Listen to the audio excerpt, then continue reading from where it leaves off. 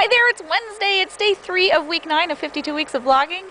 It is the first day of spring. It's a beautiful day. The pussy willow is budding. And for today I was going to do an awesome vlog. I was going to get out my outdoor oven and show you guys how I cook outside, which is something I do for about 6 months out of the year.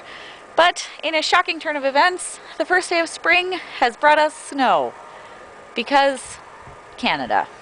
This is the problem with outdoor cooking. You never know what Mother Nature is going to throw at you or your dinner. So we're going to head back inside and do a movie review. Much better. Now we're inside, it's warm and cozy, away from the wind and the snow and the first day of spring in Canada-ness. I mentioned a while ago that I was going to start watching movies based on books and then also reading the books and reviewing both of them together. This is going to be the first installment. This is Popcorn and Coffee.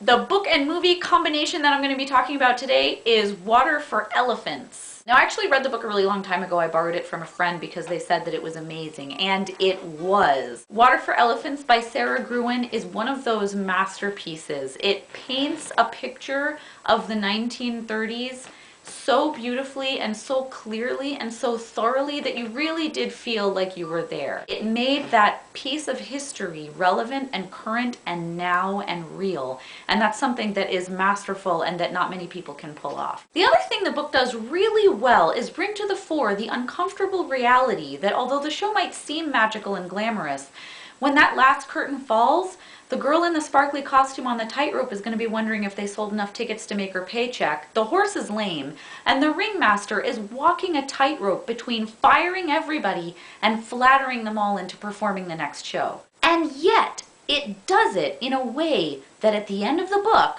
you still feel the total opposite of the way I probably just made you feel, which is that you still think it would be the most awesome, coolest, most magical and incredible thing ever if you could just get a chance to run away with the circus. The book, in that sense, pays homage to the circus in a way nobody else can, by not just calling attention to that reality, but also reflecting it in written form. It's a masterpiece. It's a wonderful book. You must read it. Water for Elephants by Sarah Gruen is definitely in the top of the top. There is a reason Hollywood wanted to make it into a movie. Which brings me to the movie. Directed by Francis Lawrence, this film, starring Robert Pattinson as our young hero, Reese Witherspoon as the heroine and love interest, obviously, and Christoph Waltz in an incredibly well-cast role as the volatile ringmaster and husband of the heroine and love interest. This film does a lot of the same things well that the book did well. It brings us into Depression time America in a way that it feels real and present and relevant. The atmosphere is painted very, very well in this film. It opens, as the book did, in present time with an elderly Jacob played by an actually elderly actor as opposed to just Robert Pattinson in old face makeup. That was a really good decision, by the way. And we see within a very short space of time the direct contrast that the novel paints so well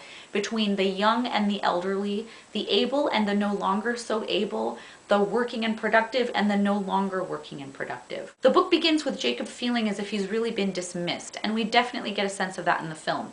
They spent a much smaller amount of time on it in the film, and I really enjoyed the amount of time they spent on it in the book, but it's a film. They have to make allowances for the time frame allowed. It was already long enough at 2 hours, and I can understand why they made the decisions they did. And then we go very quickly into flashback, which is how the book tells the story and also how the film tells the story. This is where I feel like the film could have done something a little differently, because where they could have used the elderly actor's voice as a voiceover throughout the film, not a lot, but you know, here and there sprinkling, as he tells the story of his life and his years with the circus. And in particular, the story of how he met Marlena and what happened to the first circus he worked with, and how that circus came to end in the great disaster that befell it. What they chose to do instead was use Robert Pattinson's voice, the younger Jacob's voice, to tell the flashback story, and I really felt that that didn't work as well for me. Flashbacks are something that are told by the older, more mature person looking back over the years,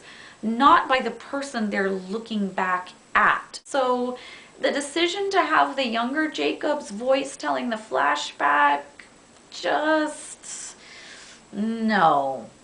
And while I do think this was one of Robert Pattinson's better performances, I also kind of wish he would have used the upper half of his face more. His eyebrows only moved maybe 2 or 3 times in the whole movie. On the other hand, as I said before, the casting of Christoph Waltz was a piece of brilliance. He was fantastic. He was able to play a character that turns on a dime. And those moments where he goes from enigmatic to dangerous, you can feel the danger in his glance. You almost worry that he might look off screen and notice you sitting there watching and come after you. And a lot of the supporting roles in the film were excellently done. The role of Blackie was really well done. Boy, did that character walk the line between doing his job for the bad guy and looking out for the good guy. That was a fantastic piece of acting right there. And whoever worked with the animals on the film did a spectacular job. Rosie stole the show in every scene she was in. I don't actually know the name of the elephant playing Rosie. I wonder what it was. All in all, I'd say it's a film definitely worth watching. It's not as good as the book, but it's not a bad adaptation either. And the cinematography, especially during the setting up the circus scenes, was really, really excellent. Even the things that I wish had been done a little bit differently were offset by the things that this film did really, really well. So definitely read the book, get the film, enjoy them both. Thanks for watching. This has been Popcorn and Coffee. I'll see you tomorrow. And now the sun is shining.